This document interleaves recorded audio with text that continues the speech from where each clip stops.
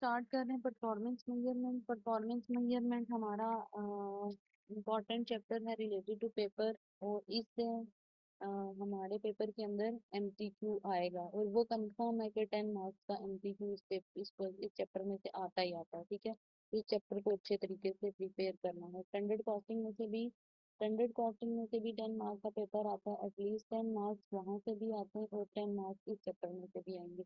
और बाकी 10 मार्क्स हो सकता है कि आपका इन्वेस्टमेंट अप्रेजल का भी चैप्टर टेस्ट हो। तो परफॉर्मेंस मेजरमेंट के अंदर बेसिकली अब हम पूरी बुक पढ़ चुके हैं। लाइक हमने होल बुक पढ़ी है। हमने ये सीखा है कि कॉस्टिंग कैसे कैसे हमने करनी है। हम डिफरेंट तरह की कॉस्टिंग की टाइप पढ़ के आए। हमने हर तरह की चीजें पढ़ी।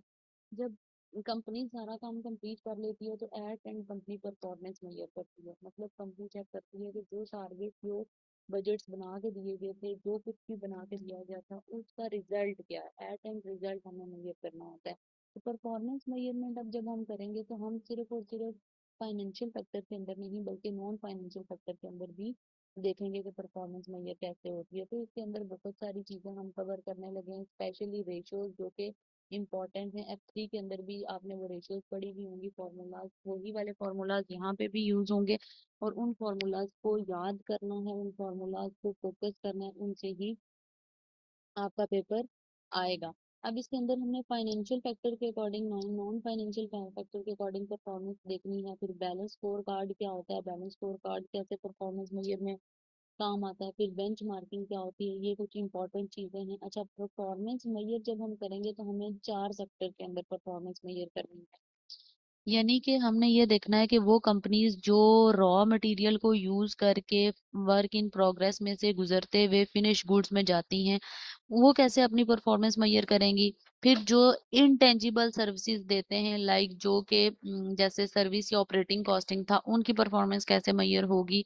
या फिर नॉट फॉर प्रॉफिट ऑर्गेनाइजेशन, वो ऑर्गेनाइजेशन जिनका प्राइमरी ऑब्जेक्टिव प्रॉफिट सीकिंग नहीं होता, यानी कि प्रॉफिट नहीं होगा, वो कैसे करेंगी। फिर वो ऑर्गेनाइजेशन जो एसबी यूज होती है, स्ट्रेटेजिक बिजनेस यूज यूनिट्स होते हैं, जिन जो अपनी डिविजन यानी ब्रांचेस की परफॉर्मेंस देखते हैं, तो उसके लिए कैसे परफॉर्मेंस मेजरमेंट की जाएगी। तो इंट्रोडक्शन के अंदर हमें वो यहाँ पे यही चीज बता रहा है कि जाहिर है कंपनी परफॉर्मेंस मेजरमेंट करने के लिए आपको स्टार्ट के ऊपर बजट्स बना के देती है, टारगेट्स बना के देती है, उनको फिर एक्चुअल रिजल्ट्स के साथ कंपेयर किया जाता है और देखा जाता है कि एज अ होल एक इंडिविजुअल, एज अ होल सारे एम्प्लॉयज ने एज अ टीम कितनी अच्छी परफॉर्मेंस दी और एज एन इंडिविजुअल कितनी अच्छी परफॉर्मेंस आई। मतलब हम हर एक लिहाज से परफॉर्मेंस मेजर करेंगे, होल भी और इंडिविजुअल भी। परफॉर्मेंस मेजरमेंट जो होती है, परफॉर्मेंस मेजरमेंट हम रिलेटेड टू शॉर्ट टर्म और लॉन्ग टर्म दोनों करते हैं।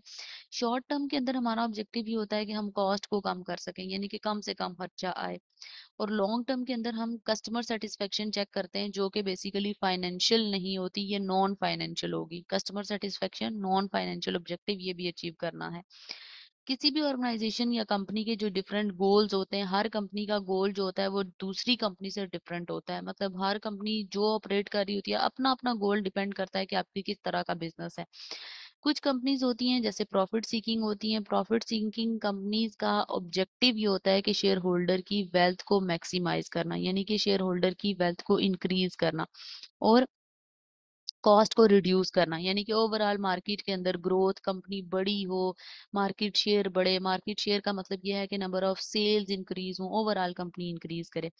नॉट फॉर प्रॉफिट ऑर्गेनाइजेशन, ऊपर अभी मैंने बताया था, जिनका ऑब्जेक्टिव प्रॉफिट नहीं होता, जिनका ऑब्जेक्टिव ये होता है कि वो वेलफेयर के लिए काम करती हैं, वो सोसाइटी के लिए काम करती हैं, जो कि कम लोगों के बेनिफिट के लिए, अपने मेंबर्स के बेनिफिट के लिए काम करती हैं। जैसे कि गवर्नमेंट के डिपार्टमेंट्स हैं, गवर्नमेंट के डिपार्टमेंट सर्विसेज प्रोवाइड करते हैं लो कॉस्ट के ऊपर, बहुत ही जैसे ये गवर्नमेंट के स्कूल्स हो गए, गवर्नमेंट के हॉस्पिटल्स हो गए, ये डिफरेंट तरह की ऑर्गेनाइजेशंस जो होती हैं, ये हमारे पास नॉट फॉर प्रॉफिट ऑर्गेनाइजेशन के अंदर आती है। तो हमने इन सब की परफॉर्मेंस देखनी है। हमें अपने लॉन्ग टर्म और शॉर्ट टर्म ऑब्जेक्टिव को सेट करना है। डिफरेंट ऑब्जेक्टिव, लॉन्ग टर्म जो ऑब्जेक्टिव होंगे वो स्ट्रेटेजिक होंगे। मैंने स्टार्ट के ऊपर एक चैप्टर पढ़ाया था, तो मैंने कहा था कि F1 के अंदर भी आप जाके ये चीज देखोगे कि आपके जो ऑब्जेक्टिव होते हैं वो 3 तरह के होते हैं। एक ऑब्जेक्टिव होता है स्ट्रेटेजिक, एक होता है टेक्निकल, एक होता है ऑपरेशनल। इसी तरह ये मैनेजमेंट के लेवल भी हैं, ये मैनेजमेंट के लेवल भी हैं, मैनेजमेंट भी इसी तरह के होते हैं। की होती है, टॉप लेवल की, मिडिल लेवल की और ऑपरेशनल लेवल की। तो जो लॉन्ग टर्म ऑब्जेक्टिव होते हैं, जो बड़ी, जो हमारी हायर मैनेजमेंट डिसाइड करती है, वो लॉन्ग टर्म ऑब्जेक्टिव है। फिर उनको टेक्टिकल में करेंगे मिड टर्म के अंदर, फिर ऑपरेशनल यानी कि डे टू डे टारगेट्स के अंदर हम उनको शिफ्ट करेंगे और उनको मेट करेंगे, कि देखेंगे कि वो टारगेट्स मेट हुए हैं नहीं, फिर परफॉर्मेंस चेक करेंगे। तो जब ऑब्जेक्टिव सेट होते हैं, तो ऑब्जेक्टिव सेट करने से पहले, कोई भी कंपनी है, कोई भी बिजनेस स्टार्ट होता है, तो उसकी मिशन स्टेटमेंट बनती है। एक होता है विजन, एक होता है मिशन। विजन और मिशन स्टेटमेंट बनती है, प्रॉपर प्लान होता है, उसके अंदर डिसाइड किया जाता है कंपनी क्यों बन रही है, कंपनी का क्या स्ट्रेटेजी होगी, कौन सी वैल्यूज होंगी, क्या नॉर्म्स वगैरह होंगे। तो ओवरऑल हमें मिशन स्टेटमेंट अगर देखनी है, तो वो यही चीज कह रहा है कि आप चैप्टर 1 के अंदर देखो कि मिशन स्टेटमेंट हमने क्या पढ़ी थी। मिशन स्टेटमेंट ओवरऑल ऑर्गेनाइजेशन के ऑब्जेक्टिव्स को बेसिकली बताती है इन डिटेल कि आपके ऑब्जेक्टिव क्या है, स्ट्रेटेजिक क्या है, टेक्टिकल क्या है, ऑपरेशनल क्या है। स्ट्रेटेजिक वो होते हैं जो लॉन्ग टर्म के ऑब्जेक्टिव होते हैं, जो ऑपरेशनल होते हैं वो शॉर्ट टर्म के होते हैं, ये मिड लेवल के ऑब्जेक्टिव होते हैं। मिड लेवल के ऑब्जेक्टिव तो डिफरेंट तरह के ऑब्जेक्टिव होते हैं, और उनको डिफरेंट तरह की मैनेजमेंट देख रही होती है, और उनको हमने क्या करना होता है, अचीव करना होता है। अब हमने यहाँ पे देखना है कि ये जो बिजनेस है, इसके लिए जो परफॉर्मेंस सेट की जा रही है, मिशन स्टेटमेंट बनाई जा रही है परफॉर्मेंस देखने के लिए, उसकी रीजन क्या होती है। पहली बात ये कि पर्पस क्या है, उसका पर्पस हम क्यों बना रहे हैं। वो जाहिर है पर्पस हमारा क्या है, हम शेयर होल्डर यानी कि जो हमारे ओनर हैं, जो इन्वेस्टर हैं, उनकी वेल्थ को मैक्सिमाइज करने के लिए बना रहे हैं, या हमारा ऑब्जेक्टिव कस्टमर की सेटिस्फेक्शन है, या हमारा इनोवेटिव प्रोडक्ट या सर्विस बनाने का ऑब्जेक्टिव है, कौन सा ऐसा हमारा ऑब्जेक्टिव है। फिर स्ट्रेटेजी, जब हमें ये पता चल जाता है कि हमारा एम क्या है, तो एम तक पहुंचने के लिए हमें अपना मेथड देखना होता है कि स्ट्रेटेजी क्या होगी। एम अगर आपको पता चल जाता है, तो मेथड आप देखते हो कि किस मेथड से हम जाएंगे। स्ट्रेटेजी यानी कि यहाँ पे पर्पस को हम कहते हैं कि व्हाट हमने करना क्या है, और स्ट्रेटेजी को हम कहते हैं कि जो हमने करना है वो हाउ कैसे करना है। तो प्रोडक्ट और सर्विसेज प्लान उसके लिए करेंगे, कैसे बनाएंगे, किस तरह से उनको लेके चलेंगे। फिर पॉलिसीज एंड कल्चर हमारा क्या होगा, हम स्टाफ को किस मैनर के अंदर रखेंगे, अप्रोप्रिएट लेवल कस्टमर का होगा, या नॉर्मली हम बिल्कुल नॉर्मल कस्टमर को सर्विस देंगे, क्या सर्विस हमारी लेवल क्या होगा। फिर वैल्यूज, वैल्यूज यानी कि कोर प्रिंसिपल्स, कौन से हमारे कोर प्रिंसिपल्स होंगे, हम लोग क्या चीज, किस चीज पे कॉम्प्रोमाइज करेंगे, हम क्वालिटी प्रोडक्ट देंगे या नहीं, सूटेबल लेवल होगा या नहीं, स्टाफ टर्नओवर हमारा क्या होना चाहिए। स्टाफ टर्नओवर का मतलब ये है कि हर साल आपके कितने नंबर ऑफ स्टाफ छोड़ के गए। ये हमने पीछे लेबर वाले चैप्टर में पढ़ा भी था कि कितने नंबर ऑफ एम्प्लॉयज आपके हर साल छोड़ के जाते हैं, या आप उनको फायर करते हो, या बेसिकली जो चेंज होते हैं। तो वैल्यूज हमारी ज्यादा चेंज होंगी या नहीं, हमने क्या लेवल रखना है, अपनी कंपनी को बहुत अच्छे से लॉन्ग टर्म लेके जा रहे हैं, तो हमें ये चीजें बहुत ध्यान से रखनी है। फिर ये जब हमारा एक बार स्टेटमेंट सेट हो जाती है, हम कहते हैं हमने बनाना है, फिर अपने ऑब्जेक्टिव्स को आइडेंटिफाई करना होता है, और ऑब्जेक्टिव्स को आइडेंटिफाई करते हैं टाइप्स के अकॉर्डिंग। वो अगेन वो बता रहा है कि चैप्टर 1 के अकॉर्डिंग, जैसे मैंने तब भी आपको बताया था डायग्राम के थ्रू कि हमारे ऑब्जेक्टिव जो होते हैं, या प्लानिंग जो होती है, स्ट्रेटेजिक होती है, टेक्टिकल होती है, ऑपरेशनल होती है। स्ट्रेटेजिक जो long term senior management, top level की मैनेजमेंट कर रही होती है ऑब्जेक्टिव को प्लान, और लॉन्ग टर्म होती है एज अ होल ऑर्गेनाइजेशन कहाँ पे जाएगी। अगर मेरी ऑर्गेनाइजेशन है, तो मैं उसके लिए सोचती हूँ कि आज से 15 साल 20 साल बाद मैं अपनी ऑर्गेनाइजेशन को कहाँ देखती हूँ, उसके लिए बड़े बड़े डिसीजन मैं क्या लेती हूँ, that is strategic objectives planning. फिर टेक्टिकल प्लानिंग होती है। टेक्टिकल प्लानिंग के अंदर हम लोग ये देखते हैं कि मिडिल लेवल की मैनेजमेंट, मिडिल लेवल की मैनेजमेंट करती है, जो कि जो स्ट्रेटेजिक वाले देते हैं उनको थोड़ा सा समराइज करती है, थोड़ा सा डिटेल वाइज बनाती है कि किस किस बंदे क्या क्या आगे जो ऑपरेशन पे आएंगे उनको कैसे कैसे ब्रेक डाउन करके हमने काम देना है। तो उनको हम मैनेज करके डिपार्टमेंट्स के अंदर लेके आते हैं। ऑपरेशनल लेवल के ऊपर बहुत ज्यादा डिटेल के अंदर ऑब्जेक्टिव सेट होते हैं, यानी कि डे टू डे होता है ना, हर रोज किसने क्या काम करना है, कितने घंटे काम करना है, उसका क्या सैलरी पैकेज होगा, ओवरऑल वो सारे के सारे जिनको स्ट्रेटेजिक और टेक्टिकल को डे टू डे में कन्वर्ट करना हर रोज उसको, वो जो बड़े ऑब्जेक्टिव हमने अचीव करने हैं उनके लिए हर रोज दिन ब दिन हमने क्या काम करना है, दैट इज ऑपरेशनल। फिर उसके लिए वो कहता है कि मैयर्स क्या क्या हैं, इनके लिए सूटेबल मैयर क्या क्या हैं, यानी कि ये जो ऑब्जेक्टिव आपने सेट किए इनको किस तरह आप मैयर करोगे।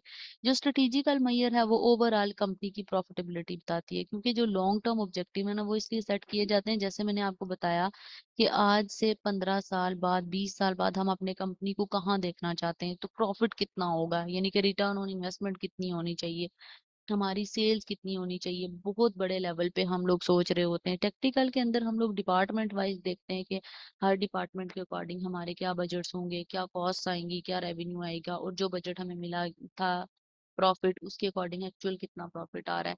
उसके बाद operational day to day targets, क्या जो आज की रिक्वायरमेंट्स थी वो पूरी हुई या नहीं, इस डेट की जो सेल्स थी वो मेट हुई या नहीं, वेस्टेज ज्यादा तो नहीं हुआ, क्वालिटी कितनी रिजेक्ट हुई, मतलब हमारे कस्टमर ने कितने रिजेक्ट किए प्रोडक्ट, कंप्लेन ज्यादा तो नहीं आ रही। ये सारी की सारी चीजें हमने डिटेल वाइज इनकी मैयर करनी है, लाइक हमें ये बताती है कि क्या क्या चीजें कैसे कैसे मैयर होंगी। तो वो शॉर्ट टर्म ऑब्जेक्टिव और लॉन्ग टर्म ऑब्जेक्टिव के लिए बता रहा है। जो शॉर्ट टर्म ऑब्जेक्टिव होते हैं वो मॉनिटर होते हैं थ्रू, लाइक शॉर्ट टर्म को हम लोग प्रोग्रेस देते हैं, शॉर्ट टर्म ऑब्जेक्टिव जो होते हैं वही अच्छे हो के लॉन्ग टर्म ऑब्जेक्टिव का पार्ट बनते हैं, उसी से हमारे लॉन्ग टर्म ऑब्जेक्टिव मैयर होते हैं, यानी कि वही हमारे लॉन्ग टर्म ऑब्जेक्टिव की तरफ लेके जाते हैं। अब ऊपर मैंने बताया था कि हम लोग जो देखेंगे, हम 4 सेक्टर की परफॉर्मेंस मेजरमेंट देखेंगे, 4 सेक्टर की। सबसे पहले आ गया मैन्युफैक्चरिंग सेक्टर, जो बेसिकली रॉ मटेरियल लेते हैं, वर्क इन प्रोग्रेस में से गुजारते हैं और फिनिश गुड्स में कन्वर्ट करते हैं। उनकी परफॉर्मेंस कैसे आएगी, ये इनटेंजिबल प्रोडक्ट्स के साथ डील करते हैं। सर्विस वाले कोई आपको प्रोडक्ट नहीं दे रहे होते, इनटेंजिबल चीजों के साथ डील करते हैं। नॉट फॉर प्रॉफिट ऑर्गेनाइजेशन जो होती हैं, चैरिटीज हो गई, जो बेसिकली वेलफेयर होते हैं, सोसाइटीज होती हैं, जो गवर्नमेंट के डिपार्टमेंट्स होते हैं, वो बेसिकली इनका प्रॉफिट अर्निंग मकसद नहीं होता, लेकिन उनकी भी परफॉर्मेंस मैयर होगी। उनकी परफॉर्मेंस मैयर करने के लिए हम वैल्यू फॉर मनी पे जाएंगे, जो कि 3 E's हमें देगा, इकोनॉमी, एफिशिएंसी और इफेक्टिवनेस। फिर पब्लिक सेक्टर, गवर्नमेंट डिपार्टमेंट्स भी हैं, उनकी परफॉर्मेंस कैसे होगी, पब्लिक सेटिस्फाई है या नहीं, ये चीजें हम देखेंगे। Each business sector have different objective, for example जैसे मैन्युफैक्चरिंग है तो उसका ऑब्जेक्टिव ये होगा कि प्रोडक्ट वो बनाते हैं ना, वो प्रोड्यूस करते हैं प्रोडक्ट, तो उनका ऑब्जेक्टिव ये होगा कि मैन्युफैक्चर करते हुए कॉस्ट को रिड्यूस किया जाए। सर्विस प्रोवाइडर का ऑब्जेक्टिव ये होगा कि क्वालिटी ऑफ सर्विस हो, यानी कि अगर जो जैसे एजुकेशनल डिपार्टमेंट है तो वहाँ पे टीचर अच्छी सर्विस दे, जहाँ पे लॉ फॉर्म्स हैं या टैक्स कंसल्टेंसी फॉर्म है, ऑडिट फॉर्म्स हैं, तो ये सारे लोग काम अच्छा करके दें। नॉट फॉर प्रॉफिट ऑर्गेनाइजेशन के अंदर कस्टमर की डिमांड मेट हो रही हो, मतलब जो आपके मेंबर्स हैं, सोसाइटी है, उनकी डिमांड्स मेट हो रही हो। पब्लिक सेक्टर के अंदर जो गवर्नमेंट बजट सेट करती है उसके अंदर पब्लिक राजी होनी चाहिए, पब्लिक खुश होनी चाहिए कि पब्लिक को हर फैसिलिटी मिल रही है। हर बिजनेस को कह रहा है कि परफॉर्मेंस उनकी मॉनिटर करने के लिए परफॉर्म कुछ ना कुछ इंडिकेटर्स होते हैं, कुछ ना कुछ मतलब डिसाइड किया जाता है कैसे वो हमें बेनिफिट दे रहे हैं या नहीं है, मतलब अप्रोप्रिएट लेवल होता है कि उनकी मेजरमेंट कैसे की जाएगी, कैसे पता चलेगा कि ये अच्छा चल रहा है या नहीं चल रहा। तो मई परफॉर्मेंस मेजरमेंट के लिए हम लोग अगर देखें तो वो ये चीज कह रहा है कि measurement of service provider output can be difficult. जो सर्विस प्रोवाइडर है ना, उनका मेजरमेंट थोड़ा सा डिफिकल्ट होता है, क्योंकि उसकी रीजन होती है। एक तो हम पिछले चैप्टर में जब हमने ऑपरेटिंग और सर्विस और ऑपरेटिंग चैप्टर पढ़ा था 11, उसके अंदर में ये पढ़ा था कि जो इनटेंजिबल अब प्रोडक्ट होता है, यानी कि इनकी कोई टेंजिबल प्रोडक्ट नहीं होती। जैसे अभी मैं लेक्चर दे रही हूँ तो मैं कोई टेंजिबल चीज नहीं दे रही, ये इनटेंजिबल होता है। और हर एक बंदे की सर्विस देने का तरीका डिफरेंट होता है। ए कंपनी है तो वो डिफरेंट तरीके से सर्विस देती है, बी डिफरेंट तरीके से होती है, तो सर्विस वेरिएबिलिटी होती है। इवन के ये सर्विस पे इतनी वेरिएबिलिटी होती है कि जो मैं परफॉर्मेंस मेजरमेंट का लेक्चर अभी दे रही हूँ, यही लेक्चर अगर मैं नेक्स्ट डे पे स्टार्ट से दूंगी तो मेरी वर्डिंग चेंज होगी, क्योंकि एक टाइम में फ्लो में जो बातें आपको आ रही हैं, जो आप बोल रहे हो, वही बातें एग्जैक्टली आप अगले दिन नहीं बोलोगे। कुछ चेंज कॉन्सेप्ट होगा, हालांकि होगा इन इसी तरह का कॉन्सेप्ट, बट वर्डिंग हो सकता है डिफरेंट, तो वेरिएबिलिटी होती है इस। और फिर वो कह रहा है साइमल्टेनियस होती है, यानी कि अभी मैं सर्विस दे रही हूँ और आप कंज्यूम कर रहे हो, इट मीन्स कि service at a time produce होती है, उसी टाइम कंजम्पशन की होती है, पेरिशेबिलिटी नहीं होती, यानी कि वो स्टोर नहीं हो सकती। तो इस वजह से इसका मसला आता है कि आप इसका मेजरमेंट कैसे करोगे। और नॉट फॉर प्रॉफिट ऑर्गेनाइजेशन जो होती है उसकी परफॉर्मेंस मेजर करते हुए भी प्रॉब्लम आती है, बट उसकी परफॉर्मेंस मेजरमेंट, क्योंकि उसके अंदर फाइनेंशियल फैक्टर तो नहीं आते ना उसके अंदर। आप ये तो नहीं सोचते ना कि जैसे अगर आपकी गवर्नमेंट डिपार्टमेंट्स हैं या चैरिटीज हैं या जो भी हैं, उसके अंदर आप नॉट फॉर प्रॉफिट के अंदर ये टारगेट नहीं रखते इतनी सेल्स होंगी इतनी कॉस्ट होगी। उसके अंदर तो आप ये सोचते हो कि ज्यादा से ज्यादा मैक्सिमम लोगों को बेनिफिट जाएगा। तो इसका मतलब ये है कि नॉट फॉर प्रॉफिट ऑर्गेनाइजेशन के लिए भी परफॉर्मेंस मेजरमेंट करने का मसला आता है। आगे वो कह रहा है रिस्पॉन्सिबिलिटी अकाउंटिंग। रिस्पॉन्सिबिलिटी अकाउंटिंग का मतलब ये होता है कि डिफरेंट कॉस्ट सेंटर्स होते हैं और हर कॉस्ट सेंटर की रिस्पॉन्सिबिलिटी जिस मैनेजर को दी जाती है वो उसका रिस्पॉन्सिबल होता है। अगर मुझे कॉस्ट सेंटर की रिस्पॉन्सिबिलिटी दी गई है तो मैं कॉस्ट को ओवरऑल देखूंगी। अगर मुझे रेवेन्यू सेंटर की रिस्पॉन्सिबिलिटी दी गई है तो मैं रेवेन्यू को देखूंगी, यानी कि सेल्स को देखूंगी। अगर मुझे प्रॉफिट सेंटर की रिस्पॉन्सिबिलिटी दी गई है तो मैं दो चीजों को देखूंगी, कॉस्ट और रेवेन्यू दोनों, क्योंकि प्रॉफिट आता है सेल्स माइनस कॉस्ट। अगर मुझे इन्वेस्टमेंट सेंटर की दी गई है तो इसका मतलब यह है कि मैं रेवेन्यू भी देखूंगी, मैं देखूंगी कितना सरप्लस हो रहा है, मैं इन्वेस्ट करूंगी, रिटर्न ऑन इन्वेस्टमेंट क्या आ रहा है, हर चीज देखूंगी। तो यहाँ पे कॉस्ट सेंटर वो कह रहा है कि जैसे मैन्युफैक्चरिंग कंपनीज होती हैं, कॉस्ट ओनली इसके अंदर टोटल कॉस्ट क्या आ रही है, एक यूनिट पे कितनी आएगी, कॉस्ट के वेरिएंसेस ज्यादा नहीं होने चाहिए। एनएफपीआई के नॉन फाइनेंशियल परफॉर्मेंस इंडिकेटर मतलब क्वालिटी अच्छी होनी चाहिए।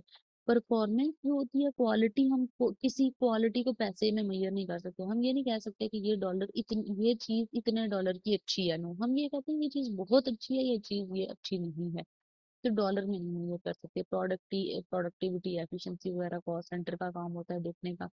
रेवेन्यू सेंटर का ताल्लुक सेल्स के साथ होता है। रेवेन्यू ओनली कि कितना रेवेन्यू आएगा, टोटल सेल्स, मार्केट शेयर के मार्केट शेयर कितना है, सेल का बजट क्या था और वेरिएंस कितना आ रहा है। और नॉट लाइक ये जो नॉन फाइनेंशियल परफॉर्मेंस इंडिकेटर, इसके अंदर हम रेवेन्यू के अंदर देखें तो हमारी सेल से कस्टमर कितना सेटिस्फाई है, हमारी प्रोडक्ट से कितना सेटिस्फाई है, ज्यादा सेल्स हो रही है या कम सेल्स हो रही है। फिर प्रॉफिट सेंटर जो होता है वो जाहिर है ओवरऑल बड़ा सेंटर है तो वो देखेगा कॉस्ट और रेवेन्यू को, प्रॉफिट परसेंटेजेस क्या है, डे टू डे एक्टिविटीज के लिए क्या, वर्किंग कैपिटल की रेशियोज क्या क्या है। इन्वेस्टमेंट सेंटर है तो इन्वेस्टमेंट सेंटर ओवरऑल मैंने बताया, रिटर्न ऑन इन्वेस्टमेंट कितना है, रेजिडुअल इनकम कितना है, कॉस्ट रेवेन्यू। इन्वेस्टमेंट ज्यादा से ज्यादा सरप्लस होगा तो आप करते जाओगे। अच्छा, एक्सटर्नल फैक्टर आपके क्या क्या इफेक्ट करते हैं, बाहर के फैक्टर परफॉर्मेंस मेजरमेंट के ऊपर। बाहर के फैक्टर के अंदर बहुत सारे फैक्टर्स होते हैं जो इन्फ्लुएंस करते हैं, यानी कि आपके ऑब्जेक्टिव को अचीव करने में इश्यूज क्रिएट करते हैं, यानी कि आपके ऑर्गेनाइजेशन के सेल्स को बढ़ा भी सकते हैं कम भी कर सकते हैं। जैसे एक्सटर्नल फैक्टर के अंदर सबसे पहले आता है economic and market condition. Economy जो होती है किसी भी मुल्क की वो बिजनेस पे बहुत ज्यादा इफेक्ट करती है। जैसे अगर मैं एग्जांपल दूं, लाइक जिन कंट्रीज की इकोनॉमी स्ट्रांग है, जिन कंट्रीज की इकोनॉमी स्ट्रांग है यानी कि अच्छी है, वहां पे बिजनेसेस बहुत ज्यादा होते हैं, लोग अच्छे से बिजनेस कर रहे होते हैं, हर एक बंदा एम्प्लॉयमेंट के अंदर होता है, लाइक एम्प्लॉयमेंट रेट अच्छा होता है वहां पे, मार्केट कंडीशंस भी अच्छी होती हैं, अपॉर्चुनिटीज होती हैं। लेकिन जिन कंट्रीज के अंदर इकोनॉमिक कंडीशन अच्छी नहीं है तो बिजनेसेस को भी ज़्यादा लॉस हो रहा होता है।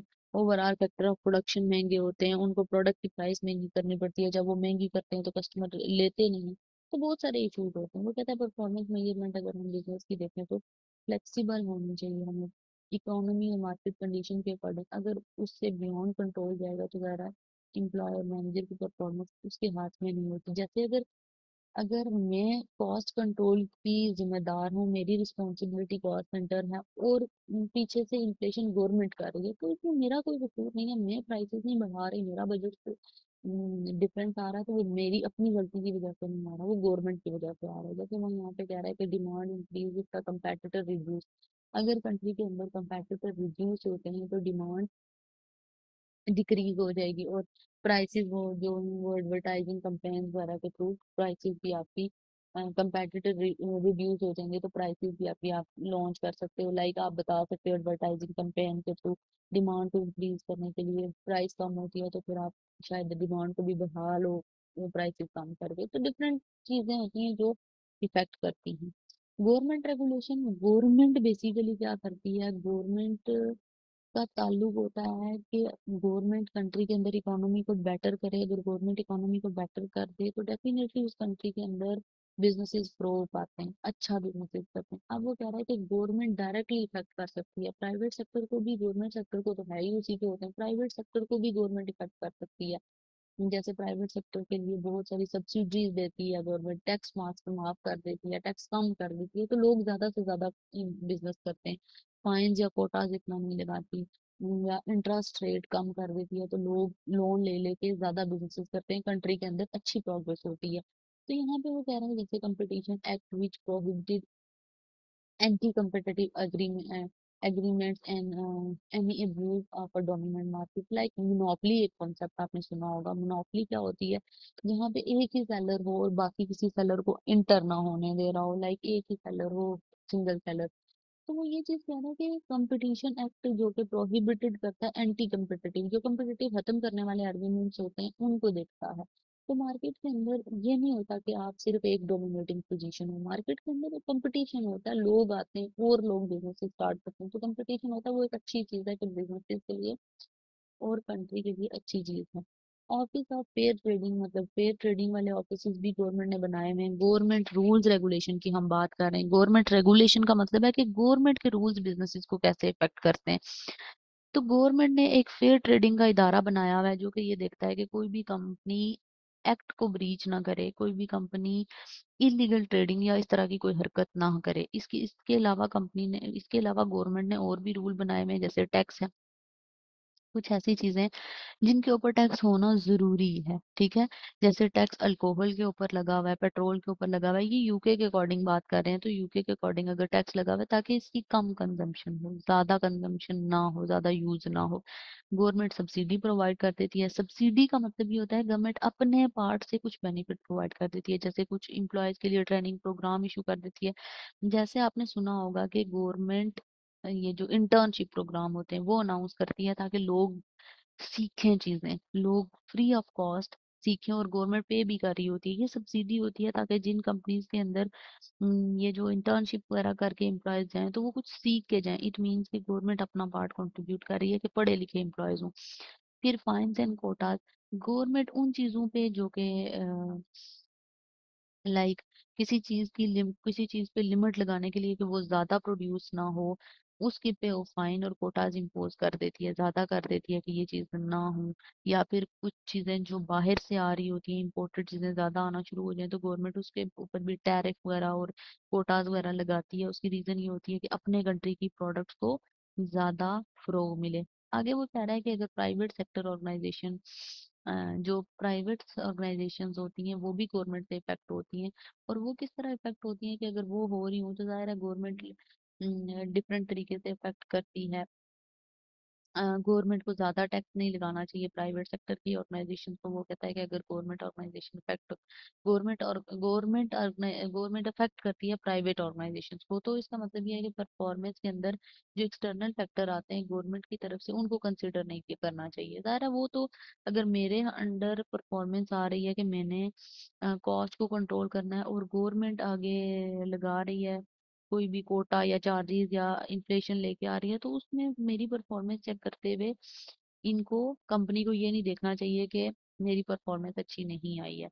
फिर जो पब्लिक सेक्टर ऑर्गेनाइजेशंस होती हैं जो कि होती ही गवर्नमेंट के अंडर हैं, जिनको गवर्नमेंट ही कंट्रोल करती है, तो वो कंपनी, वो उसका कैसे पता चलता है कि उनकी परफॉर्मेंस अच्छी है या नहीं। उनका परफॉर्मेंस सारा इसी तरह पता चलता है कि जो पब्लिक है वो सेटिस्फाई है या नहीं। जैसे स्कूल्स हैं, स्टेट के स्कूल्स कैसी परफॉर्मेंस दे रहे हैं, अच्छी परफॉर्मेंस दे रहे हैं या नहीं दे रहे, तो उससे पता चल जाता है कि सर्विसेज कैसी प्रोवाइड हो रही हैं, क्या क्या प्रोवाइड किया जा रहा है। तो ये गवर्नमेंट के स्कूल, जैसे अगर कुछ कंट्रीज के अंदर अगर हम लोग देखें तो स्कूल्स की कंडीशन इतनी ऐसी होती है गवर्नमेंट के स्कूल्स की कि वहाँ पे बच्चे लोग पढ़ाना भी पसंद नहीं कर रहे होते, इतनी बुरी कंडीशन होती है, तो उनको प्राइवेट्स में भेजना पड़ता है।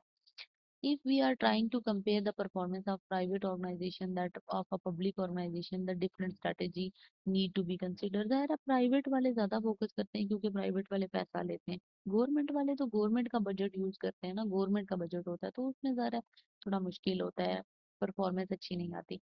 यहाँ पे एक कैटेगरी बताई गई है, कंपैरिजन करके बताया हुआ है, स्ट्रेटेजिक फीचर क्या क्या होंगे प्राइवेट स्कूल के और गवर्नमेंट स्कूल के, दोनों का कंपैरिजन करके बताया गया है।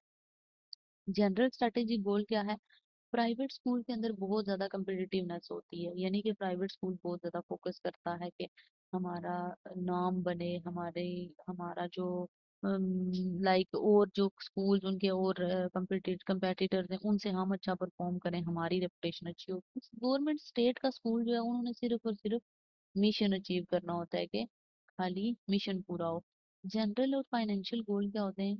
इनका प्राइवेट स्कूल का जनरल गोल ये होता है कि इन्होंने प्रॉफिट कमाना होता है। हम लोग देखते हैं कि प्राइवेट स्कूल की फीसेस कितनी ज्यादा हाई होती है, क्योंकि उन्होंने प्रॉफिट कमाना होता है, ग्रोथ करनी होती है।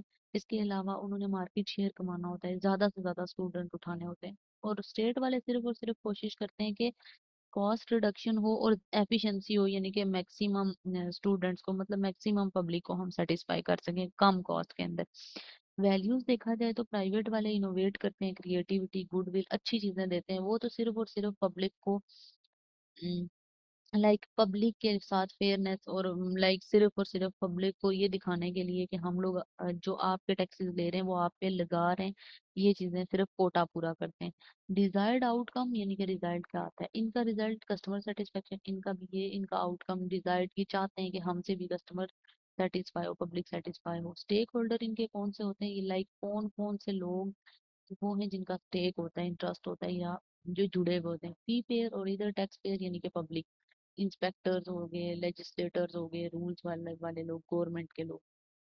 बजट कौन डिफाइन करता है? इधर कस्टमर की डिमांड के अकॉर्डिंग होता है, इधर लीडरशिप, लेजिस्लेटर, प्लानर, क्योंकि जो गवर्नमेंट के बड़े लोग होते हैं वही बजट डिसाइड करते हैं। बजट डिफाइन कौन करता है? सॉरी, की बजटिंग जो की सक्सेस फैक्टर है वो क्या क्या है? इनका ग्रोथ रेट अच्छा होना चाहिए, अर्निंग अच्छी होनी चाहिए, मार्केट शेयर अच्छी होनी चाहिए, यूनिकनेस। ये लोग यूनिकनेस पे फोकस करते हैं, एडवांस टेक्नोलॉजी पे जाते हैं। हमारे पेरेंट्स क्यों फोकस करते हैं कि हमें गवर्नमेंट के बजाय प्राइवेट स्कूल में डाला जाए? उसकी रीजन ये होती है कि प्राइवेट के अंदर टेक्नोलॉजी अच्छी है, वो पैसे लेते हैं, और पैसे लेते हैं तो उसके बदले में वो बहुत एडवांस टेक्नोलॉजी हर चीज पे फोकस भी करते हैं।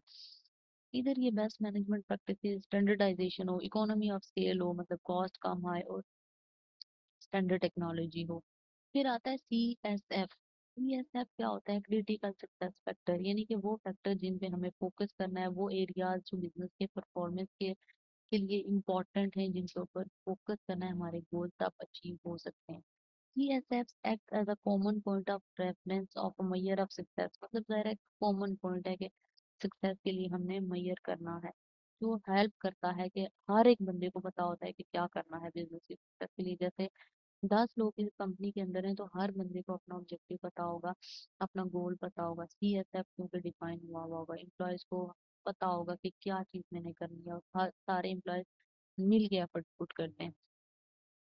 CSF रिलेट करता है मिशन और गोल ऑफ द बिजनेस से। मिशन आपका है कि ओवरऑल लॉन्ग टर्म एम हमारा क्या है, अल्टीमेटली हमने कैसे अचीव करना है। ऑब्जेक्टिव ब्रेक डाउन हम उसको फिर करते हैं, पहले हम मिशन बनाते हैं ओवरऑल गोल्स को, फिर उन गोल्स को ब्रेक डाउन करते हैं कि क्वांटिफाइबल गोल्स कौन से हैं, अचीवेबल गोल्स कौन से हैं, यानी कि फिर एसेंशियल एरियाज देखते हैं जिनके ऊपर फोकस करना होता है। CSF मैंने बताया critical success factor, critical success factor जो कि इम्पोर्टेंट है, जिन पे फोकस करने की जरूरत ज्यादा है। तो CSF के लिए की परफॉर्मेंस इंडिकेटर होते हैं जो मेन होते हैं।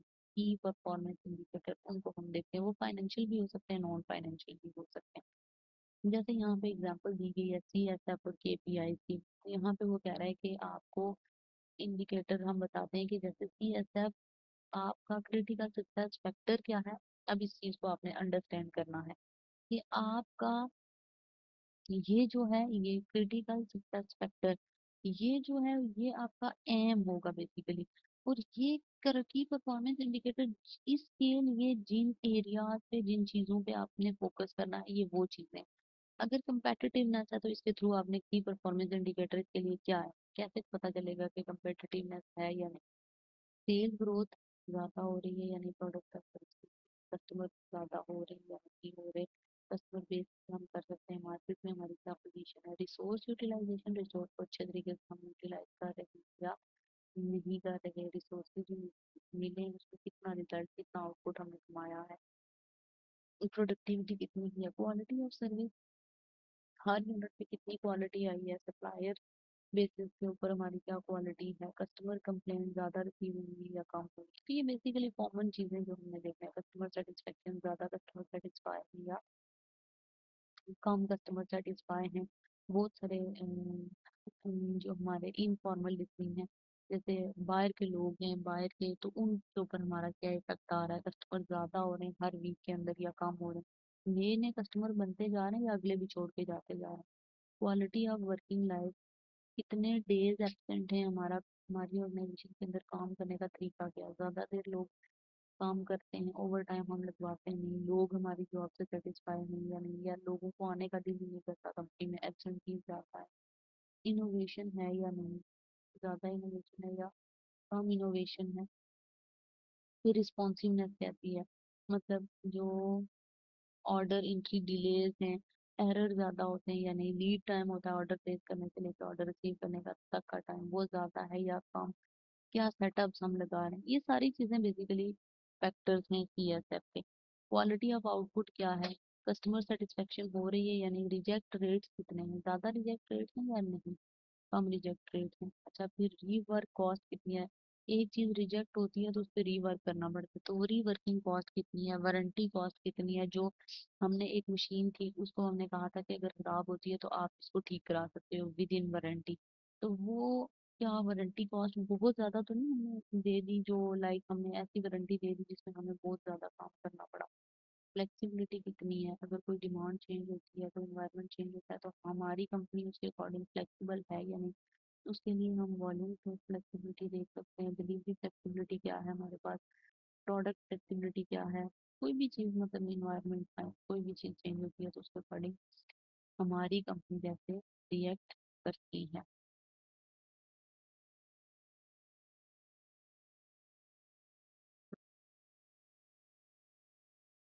ओके, नेक्स्ट हम लोग स्टार्ट करेंगे फाइनेंशियल परफॉर्मेंस मेजरमेंट, हम चैप्टर 16 पढ़ रहे हैं, चैप्टर 16 हमारा है परफॉर्मेंस मेजरमेंट। और परफॉर्मेंस मेजरमेंट के अंदर हम कंपनी की परफॉर्मेंस देखते हैं डिफरेंट एस्पेक्ट्स के थ्रू। तो पहले हम लोग देखने जा रहे हैं फाइनेंशियल परफॉर्मेंस। फाइनेंशियल परफॉर्मेंस जब भी आएगी तो इसका मतलब होगा कि मनी की बात होगी।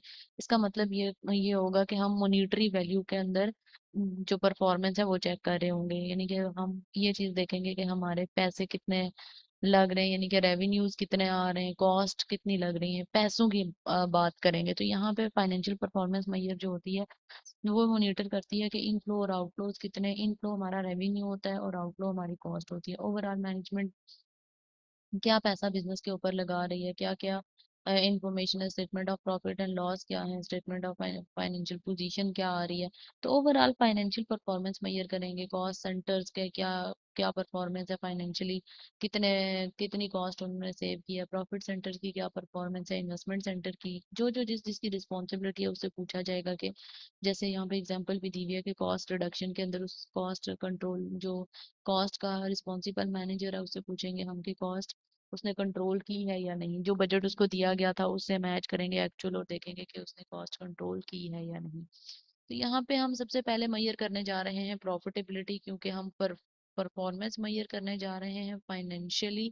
तो फाइनेंशियली परफॉर्मेंस मैयर करने का मतलब ये है कि हम ये चीज़ देखें कि प्रॉफिट किसी कंपनी का कितना आ रहा है। तो प्रॉफिटेबिलिटी के अंदर हम लोग कैसे कैलकुलेट करेंगे, प्राइमरी ऑब्जेक्टिव किसी भी कंपनी का जो होता है वो प्रॉफिट सीकिंग या मैक्सिमाइजिंग प्रॉफिट प्रॉफिटेबिलिटी होती है। नॉर्मली तो हम अगर ये कहें कि शेयर होल्डर की वेल्थ को ही इंक्रीज करना होता है, वो भी थ्रू हम प्रॉफिट ही कर रहे होते हैं। अच्छा, प्रॉफिटेबिलिटी की डिफरेंट रेशियोज हैं। प्रॉफिटेबिलिटी की रेशियो ROCE है, जैसे आपने F3 में भी ये रेशियोज पढ़ी होंगी, F3 में भी ये वो सारी रेशियोज ऑलमोस्ट गिवन है। Return on capital employed, return कहते हैं प्रॉफिट को और कैपिटल एम्प्लॉयड कहते हैं वो सरमाया, वो पैसे, वो मनी जो इन्वेस्ट की गई थी, मनी इन्वेस्टेड जो इन्वेस्ट की गई थी उस मनी के ऊपर कितना प्रॉफिट आया। इसके लिए फॉर्मूला हमारे पास क्या है, operating profit divided bye non current liabilities plus total equity. हम इसको ये जो कैपिटल एम्प्लॉयड है, कैपिटल एम्प्लॉयड का फॉर्मूला हम इस तरह भी ले सकते हैं, यानी कि हम लोग डेट और इक्विटी भी ले सकते हैं, डेट प्लस इक्विटी भी ले सकते हैं, इवन के हम लोग इसके अंदर एसेट्स भी ले सकते हैं, टोटल एसेट्स हमारे कितने लगे हुए हैं। तो कैपिटल एम्प्लॉयड यानी कि नॉन करंट लायबिलिटीज, यानी कि डेट हमारा कितना है प्लस इक्विटी कितनी है, मल्टीप्लाई बाय 100 करेंगे क्योंकि रेशो है, रेशो को हमेशा मल्टीप्लाई बाय 100 करना होता है।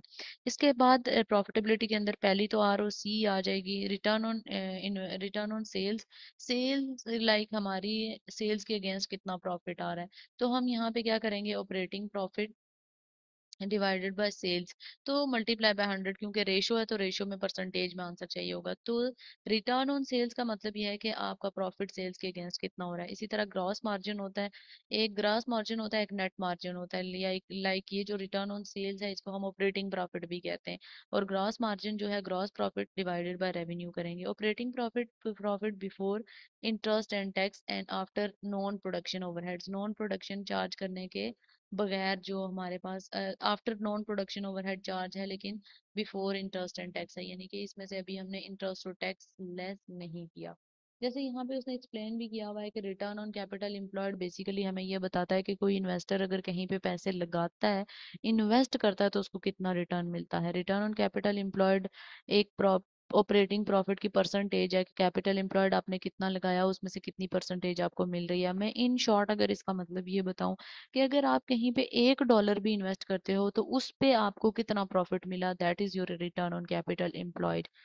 ऑपरेटिंग प्रॉफिट क्या है, बिफोर इंटरेस्ट एंड टैक्स, वो हम कंपेयर करते हैं लॉन्ग टर्म डेट यानी कि नॉन करंट लाइबिलिटीज है प्लस इक्विटी, यानी कि कितना टोटल इन्वेस्ट किया गया था उसमें से प्रॉफिट कितना आया, यानी कि ऑपरेटिंग प्रॉफिट कितना आया। तो ऑपरेटिंग प्रॉफिट हमें जो भी अवेलेबल होगा, व्हाट इज अवेलेबल टू पे इंटरेस्ट ड्यू, लाइक इंटरेस्ट अभी पे नहीं किया उसके अलावा जो प्रॉफिट होगा वो हम ले लेंगे, और डिविडेंड भी अभी हमने नहीं दिया हुआ होगा।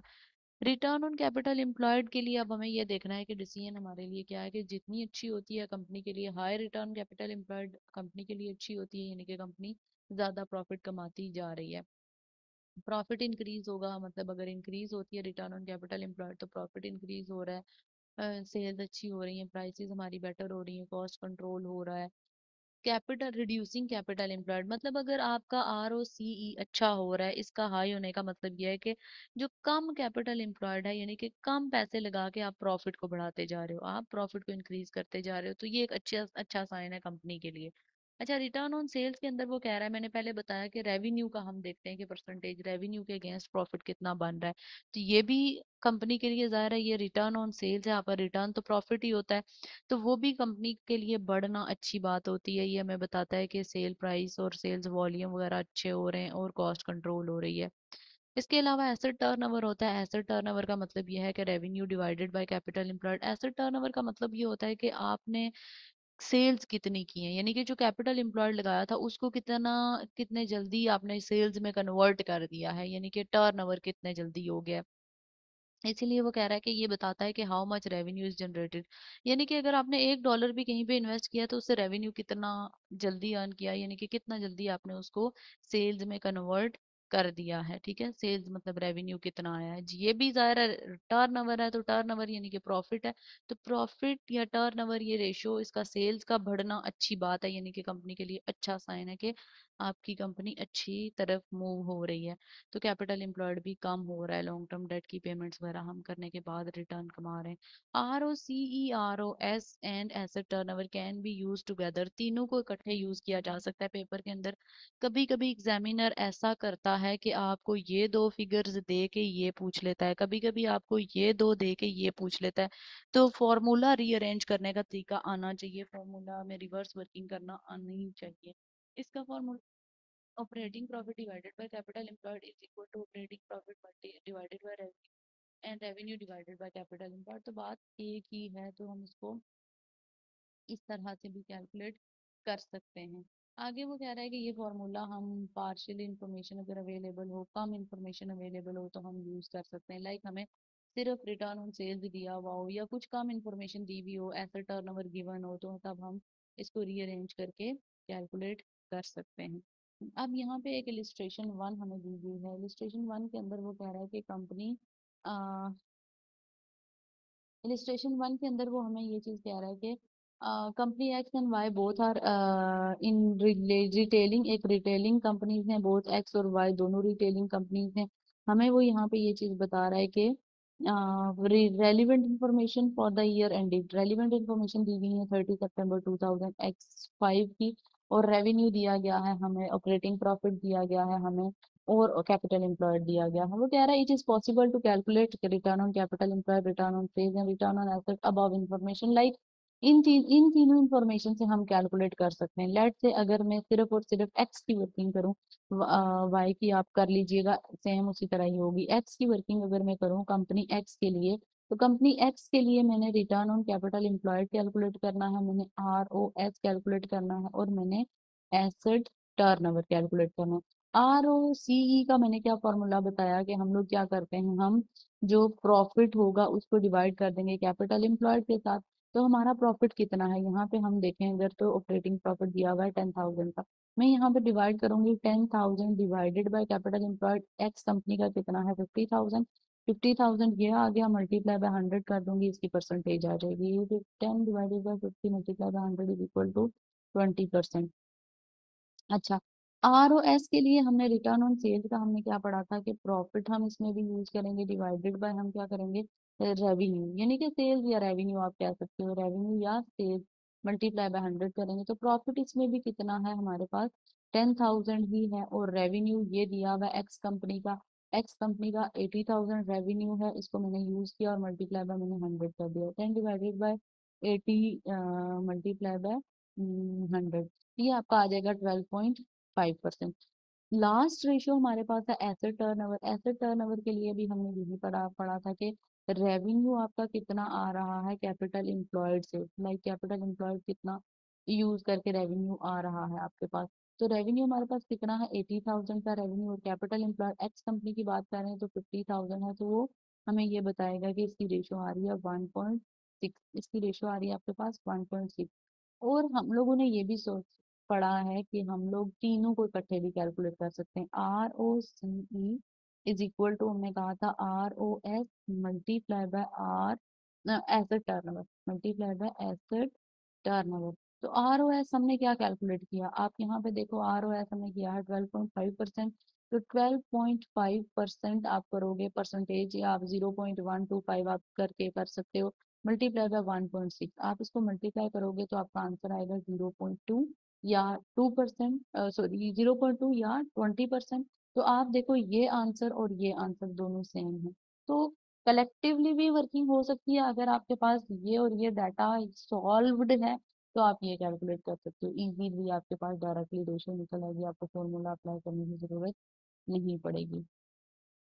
अच्छा, तो यहाँ पे देखें उसने वर्किंग भी करके बताई है। अच्छा, ग्रॉस मार्जिन आगे उसने बताया था, ग्रॉस मार्जिन फोकस करता है कि बेसिकली ग्रॉस प्रॉफिट के ऊपर। तो ग्रॉस प्रॉफिट कैसे आता है, ग्रॉस प्रॉफिट हमने पीछे जब जॉब बैच कॉस्टिंग पढ़ा था तो स्टेटमेंट प्रॉफिट की बनाई थी, तो ग्रॉस प्रॉफिट वहां पे हम कैलकुलेट भी करते थे, सेल्स माइनस जो CGS है, कॉस्ट ऑफ गुड्स सोल्ड, तो हमारे पास ग्रॉस प्रॉफिट आ जाता है, ठीक है, कॉस्ट ऑफ सेल जैसे यहाँ पे कहा, तो उसका परसेंटेज ऑफ रेवेन्यू ले लेते हैं। मतलब हम ये कहते हैं कि हम यहाँ पे यूँ करेंगे कि अगर हमें ग्रॉस मार्जिन कैलकुलेट करना है तो हम यूँ करेंगे कि हमारे पास operate sorry gross profit margin हमने देखना है, तो डिवाइडेड बाय हम कर लेंगे रेवेन्यू, हमारे पास सेल्स कितनी आ रही है, तो उससे पता चल जाएगा कि आपके पास ग्रॉस मार्जिन कितना है। आगे कुछ हमारे पास आ रही हैं लिक्विडिटी की रेशो, जो कि आपने F3 में भी पढ़ी हुई हैं, बट ये पेपर इम्पोर्टेंट है, ये चैप्टर इम्पोर्टेंट है, F3 में भी F2 में भी, ये दोनों चीजें बहुत ज्यादा टेस्ट होती हैं। अच्छा, वो बता भी रहा है कि मरीन जो लिक्विडिटी है, लिक्विडिटी की रेशो हम पढ़ेंगे आगे चैप्टर के अंदर भी डिस्कस हो रही है कैश और बैंक के रिलेटेड। बट दो रेशोज हमने यहाँ पे देखनी है जो कि कंपनी की एबिलिटी बताती है कि कंपनी शॉर्ट टर्म ऑब्लिगेशन को मीट कर पाएगी या नहीं। लिक्विडिटी, बेसिकली लिक्विडिटी वर्ड किस चीज का नाम है, लिक्विडिटी वर्ड का मतलब होता है cash position of the company, cash position of the company, के कंपनी की कैश पोजीशन क्या है उसको मेजर करने के लिए। तो कैश पोजीशन, कैश हमारा करंट एसेट है, करंट एसेट किसके लिए होता है, शॉर्ट टर्म के लिए होता है, ठीक है, शॉर्ट टर्म के लिए, कम टाइम के लिए। तो जाहिर है करंट रेशियो के लिए, करंट रेशियो हमें ये बताती है कि कोई भी कंपनी करंट लाइबिलिटी को पे करने के लिए अपने पास कितने करंट एसेट्स को होल्ड कर रही है, यानी कि इसको हम निकाल के कहते हैं current assets divided by current liability.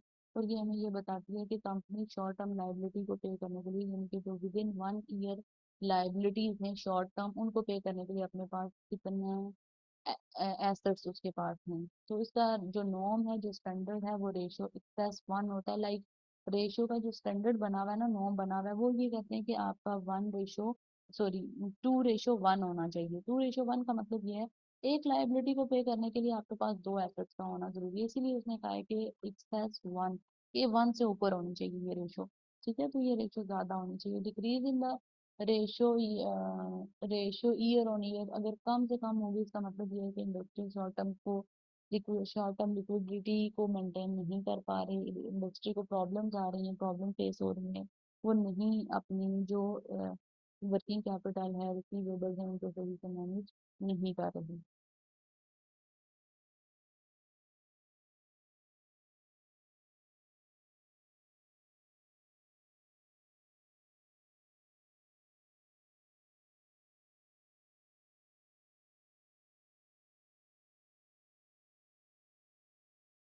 तो लिक्विडिटी की पोजीशन कंपनी सही मैनेज नहीं कर रही, लाइक उनको सही अच्छे तरीके से अचीव नहीं हो रही। लेकिन अगर अच्छी ये रेशो आती है, बढ़ती है, इसका मतलब ये है कि आपके पास कैश है, आपके पास सरप्लसेस आते जा रहे हैं, तो इस रेशो का अच्छा होना कंपनी के लिए पॉजिटिव सिग्नल है।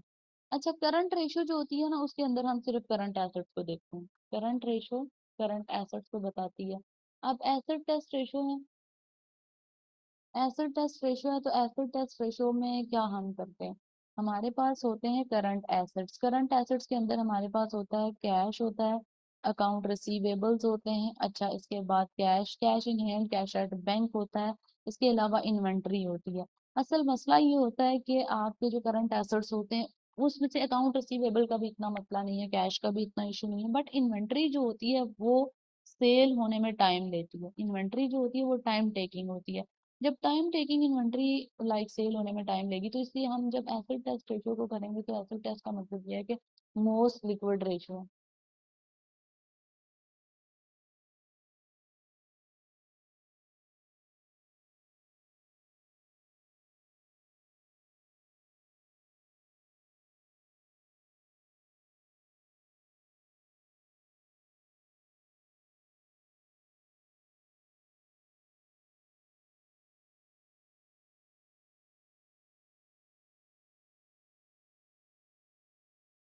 तो एसिड टेस्ट रेशियो हमें ये बताती है कि आपके मोस्ट लिक्विड एसेट एसिड कौन से हैं, मोस्ट लिक्विड एसिड्स कौन से हैं, यानी कि बहुत ज्यादा जल्दी कन्वर्ट होने वाले एसिड्स कौन से हैं जो कि टाइम टेकिंग नहीं है। तो उसको रेशियो कहते हैं क्विक रेशियो या एसिड टेस्ट रेशियो। तो current assets minus inventory divided by current liability, यानी कि इन्वेंट्री जो कि टाइम टेकिंग वाला एसेट है उसको हम रिमूव कर देते हैं, उसको हम निकाल देते हैं, जो हमें कंपनी की अच्छी पोजीशन बताएगा, ओवरऑल क्विक रेशियो बताएगी। फिर जब हम एक्टिविटी के लिहाज से देखते हैं, अभी तो हमने ऊपर क्या देखा, हमने एक देखा लिक्विडिटी की रेशो, ये अब आपने नोट्स बनाने हैं। एक देखा लिक्विडिटी की रेशो, एक हमने देखा प्रॉफिटेबिलिटी की रेशो, अब हम देख रहे हैं एक्टिविटी रेशो। तो एक्टिविटी के लिहाज से हमारी एक्टिविटी में कितना टाइम लगता है, एक्टिविटी की रेशो जो होती है ना वो डेज में आती है, एक्टिविटी में टाइम लगता है डेज में कन्वर्ट करने के लिए कितना। तो वो यहाँ पे ये चीज कहता है कि आपकी जो स्टेटमेंट है, यानी कि आपके जो बिजनेस मैनेजर हैं वो कितना टाइम लेते हैं आपके स्टेटमेंट ऑफ फाइनेंशियल पोजीशन को कन्वर्ट करने में। क्या है इसमें, ज़ाहिर फाइनेंशियल पोजीशन में आपने लिखा हुआ है कि हमारे पास ये इन्वेंटरी है या ये रॉ मटेरियल है, ये सारा कुछ है, तो उसको कन्वर्ट करने में कितना टाइम लगा है आपको। तो ये एक्टिविटी के अंदर हम डेज देखेंगे। सबसे पहले वो आता है इन्वेंट्री डेज। इन्वेंट्री डेज का मतलब ये है कि इन्वेंट्री आपके पास कितने दिन रही, इन्वेंट्री को कन्वर्ट करना है सेल्स में। ज़ाहिर इन्वेंट्री जब हम यूनिट्स बनाते हैं, तो यूनिट जिस दिन बनाते हैं उसी दिन सेल नहीं हो जाते, यूनिट्स को पहले अपने स्टॉक में रखना होता है। हमने ईओक्यू मॉडल भी पढ़ा था जिसमें हमने देखा था कि होल्डिंग कॉस्ट भी आती है, यानी कि ये नहीं होता कि आपने आज यूनिट बनाए और आज सेल हो जाएंगे, टाइम लगता है उसके अंदर। तो इन्वेंट्री डेज कैसे आते हैं कि इन्वेंट्री डेज हमें बताते क्या है कि कितना टाइम आपने इन्वेंट्री को अपने पास होल्ड करके रखा, यानी कि सेल होने में कितना टाइम लगा सेल से पहले। तो इन्वेंट्री डेज कैसे आते हैं, inventory divided by cost of sales multiply by 365 days, cost of sales multiply by 365 days. ये बताता है कितने दिन तक इन्वेंट्री आपके पास रही। वो कह रहा है कि कॉस्ट ऑफ सेल्स हम यूज करते हैं कैलकुलेशन के अंदर। कॉस्ट ऑफ सेल्स आपने पढ़ा हुआ है उस चैप्टर के अंदर।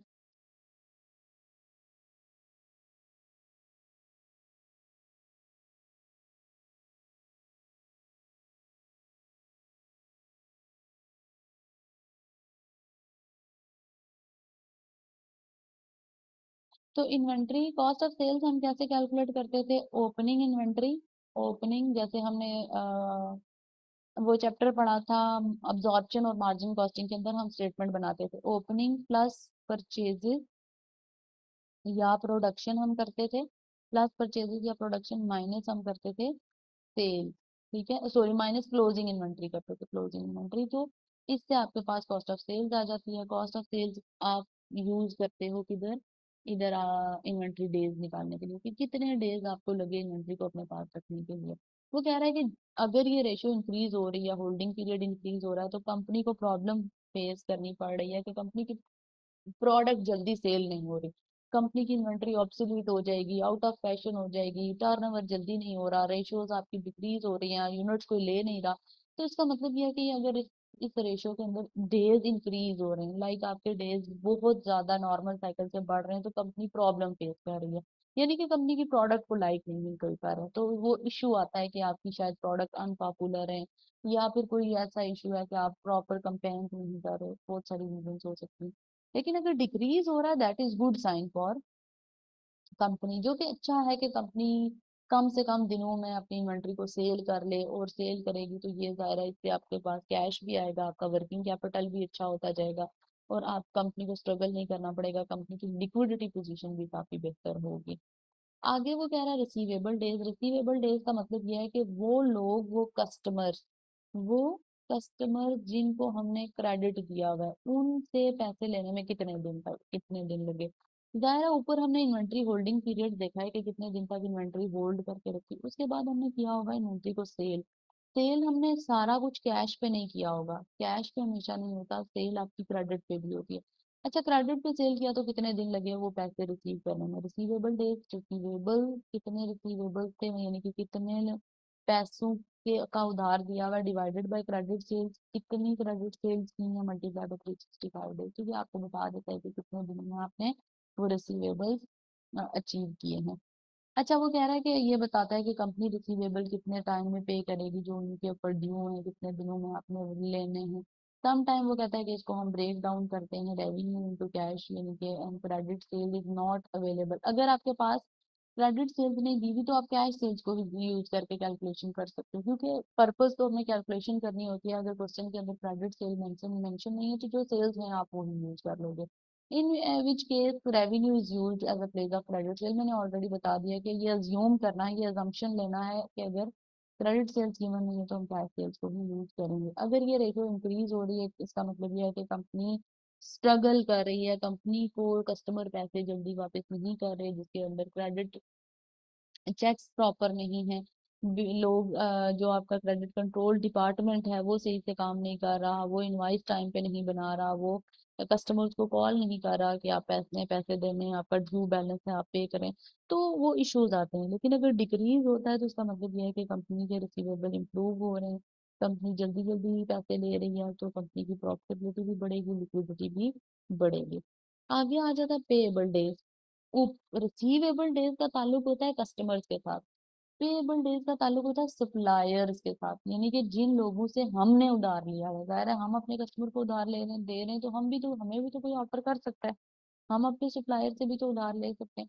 तो कंपनी ने कितने दिनों में अपने सप्लायर को पे करना है, दैट इज पेएबल डेज। तो उसके लिए पेएबल कितनी अमाउंट है डिवाइडेड बाय क्रेडिट परचेजेस कितनी आपने की हुई है, मल्टीप्लाई बाय 365 डेज। तो ये सप्लायर को कितने टाइम तक आपने वापस करना है जो आपने परचेजेस की है। तो इसके लिए भी वो कह रहा है कि अगर क्रेडिट परचेजेस नहीं दी हुई तो कॉस्ट ऑफ सेल्स को ही यूज किया जा सकता है। ये चीजें इंपॉर्टेंट है, ये याद रखनी है कि जो जो चीजें ये वाली हैं कि कौन सी जगह पे क्या यूज हो सकता है, ये अगर आपको याद होगा तो फिर पेपर अच्छा होगा।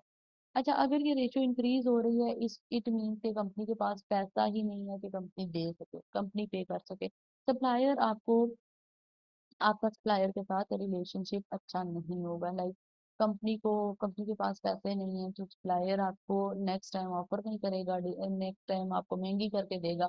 तो लाइक आपकी रेपुटेशन अच्छी नहीं हो रही है। अगर डिक्रीज हो रही है तो इट मीन्स अच्छा सिग्नल है, कंपनी ऑन टाइम पे करेगी, तो इसका मतलब ये है कि आपको दोबारा से भी क्रेडिट ऑफर किया जाएगा, इवन कि आपका कोई रेफरेंस लेता है तो तब भी आपका रेफरेंस भी वो कंपनी अच्छा देगी कि ये अच्छी कंपनी है और ये टाइम पे वापस कर देती है अमाउंट को, लाइक जो भी इनको हम उधार देते हैं। अच्छा, आगे वो टेस्ट ट्यूब अंडरस्टैंडिंग वन के अंदर कह रहा है अप्रोप्रिएट रेशियोज कैलकुलेट करनी है। अप्रोप्रिएट रेशियोज कौन कौन सी हैं? Some comment on profitability of super soups. वैसे ये क्वेश्चन तो कमेंट्स जब आप करते हो तो कमेंट्स तो आप F5 लेवल में करते हो। यहाँ पे आपने क्योंकि सिर्फ कैलकुलेशन करनी होती है तो कैलकुलेशन आप करोगे रेशियोज। अच्छा, जो डाटा हमें दिया गया है gross profit, operating profit, capital employed, production cost, तो इससे अप्रोप्रिएट रेशो हम क्या कैलकुलेट कर सकते हैं? जाहिर है हमने प्रॉफिटेबिलिटी, वो कह रहा है कि on comment on the profitability, जाहिर है अप्रोप्रिएट रेशो निकालनी है और प्रॉफिटेबिलिटी पे भी कमेंट करें, इसका मतलब प्रॉफिटेबिलिटी की रेशो भी हम कैलकुलेट करेंगे। तो प्रॉफिटेबिलिटी की रेशो के अंदर हम लोग कौन कौन सी रेशोज कैलकुलेट करते हैं? एक हम करते हैं रिटर्न ऑन कैपिटल एम्प्लॉयड, एक हम करते हैं रिटर्न ऑन सेल्स, एक हम करते हैं एसेट टर्नओवर। ठीक है, asset turnover. Return on capital employed का हमने क्या फॉर्मूला पढ़ा था? हमने फॉर्मूला पढ़ा था ऑपरेटिंग प्रॉफिट डिवाइडेड बाय, मैं 2000 X9 का कर रही हूँ, 2000 X8 का आप करके कंपैरिजन कर लीजिएगा। 2000 X9 का प्रॉफिट हमारे पास क्या दिया हुआ है? Gross profit, operating profit. हमने फॉर्मूला में क्या पढ़ा था कि हम कौन सा प्रॉफिट लेंगे? जाहिर है हमने ऑपरेटिंग प्रॉफिट पढ़ा था, तो ऑपरेटिंग प्रॉफिट ये दिया हुआ है 590 डिवाइडेड बाय कैपिटल एम्प्लॉयड कितना है? इसका total capital employed 6011 000 multiply by 100। ये रेशो आपके पास आ जाएगी। जब आप 8 का करोगे तो आप इन दोनों को आपस में डिवाइड कर लोगे, ठीक है, ऑपरेटिंग प्रॉफिट, तो फिर दोनों रेशो में आप देखोगे कितना डिफरेंस आ रहा है। अच्छा, रिटर्न ऑन सेल्स के लिए हमने क्या फॉर्मूला पढ़ा था कि रिटर्न ऑन सेल्स कैसा है? तो operating profit divided by revenue पढ़ा था। तो ऑपरेटिंग प्रॉफिट तो यही आ जाएगा 590,000 डिवाइडेड बाय रेवेन्यू पढ़ा था, तो रेवेन्यू आपका, अच्छा रेवेन्यू क्वेश्चन के अंदर नहीं दिया हुआ तो रेवेन्यू कैलकुलेट हम कर सकते हैं ना, कॉस्ट दी हुई है और प्रॉफिट दिया हुआ तो रिवर्स वर्किंग करके कर सकते हैं। Revenue is equal to cost plus gross profit. Cost plus like cost plus profit करेंगे ना, ग्रॉस प्रॉफिट सेल्स निकालनी है। तो कॉस्ट हमारे पास दी हुई है, ये प्रोडक्शन कॉस्ट 65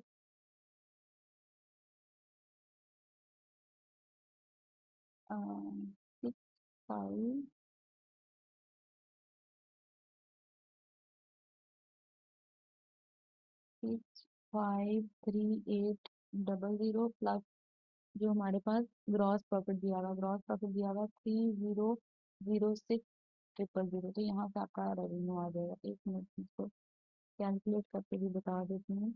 आपके पास कॉस्ट दी हुई है 653800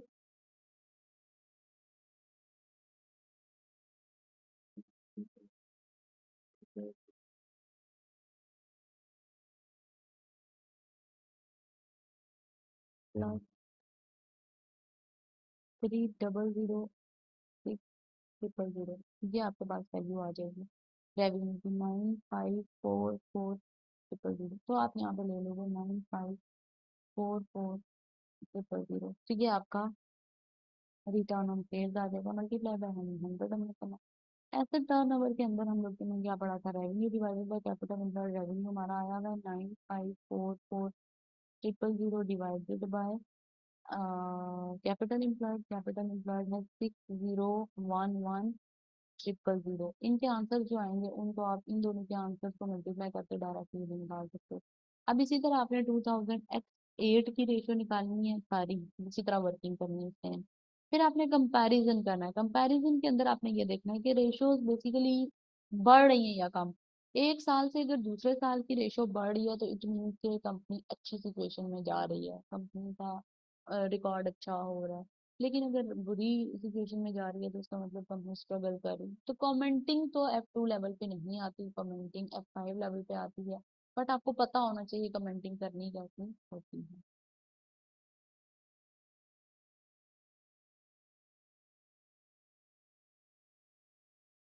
अब टेस्ट यूर अंडरस्टैंडिंग 2 भी है, वो भी ऐसे ही सॉल्व करनी है। उसके अंदर वो कह रहा है कि लिक्विडिटी रेशो निकालो। लिक्विडिटी रेशो के अंदर करंट रेशो, क्विक रेशो, ये सारी की सारी रेशोज आपने फाइंड आउट करनी है। लाइक कौन कौन सी रेशोज आप कैलकुलेट करोगे? Current ratio, quick ratio, then receivable days, then payable days, inventory days, receivable days, payable days और इन्वेंट्री डेज, ये सारी रेशियोज आपने।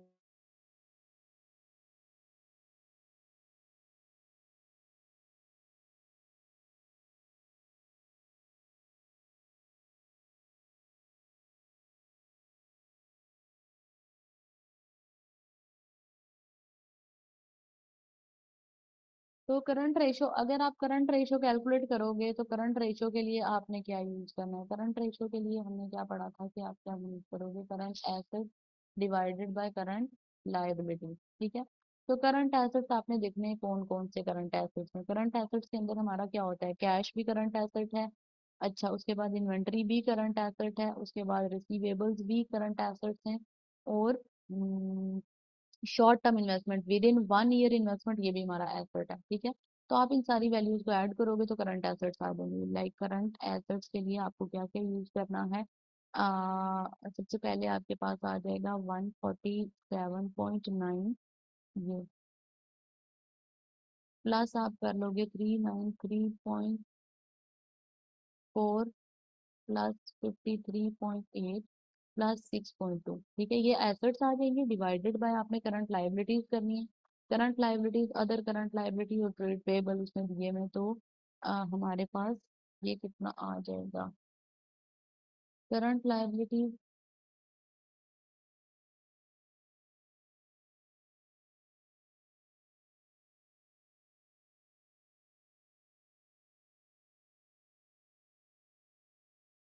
करंट लाइबिलिटीज आपके पास आ जाएंगी, एक ये वाली और एक ये वाली। 275.1 प्लस 284.3, तो आप मल्टीप्लाई बाय 100 करोगे तो आपका करंट एसेट वाला क्वेश्चन हो जाएगा। फिर करंट क्विक रेशियो आपने कैलकुलेट करनी है। यहाँ पे आपने करंट रेशियो कैलकुलेट की है, फिर क्विक रेशियो आपने कैलकुलेट करनी है। क्विक रेशियो के लिए बाकी सारा कुछ आ जाएगा, इन्वेंट्री की वैल्यू माइनस हो जाएगी, इन्वेंट्री की 147 नहीं आएगा। तो आप सीधा सीधा इस सारी वैल्यू में से ये वाली वैल्यू निकाल दोगे 147, तो बाकी सब कुछ लेके आपका कैलकुलेट कर लोगे। फिर trade receivable, receivable days calculate करने हैं। तो रिसीवेबल डेज के लिए हमें क्या चाहिए था? रिसीवेबल्स कितने हैं? रिसीवेबल्स हैं आपके पास 393.4, डिवाइडेड बाय हमने क्या पढ़ा था? Receivable divided by sales. Like cash sales नहीं दी हुई तो क्रेडिट सेल्स नहीं दी हुई तो कैश सेल्स ही आ जाएंगी, तो हमारे पास रेवेन्यू आ जाएगा 1867.5। फिर पेएबल डेज है, पेएबल डेज के लिए परचेजेस यूज करेंगे, परचेजेस में दिया हुआ तो आप कॉस्ट को यूज कर लोगे। अच्छा, पेएबल डेज के लिए भी हम क्या यूज करते हैं?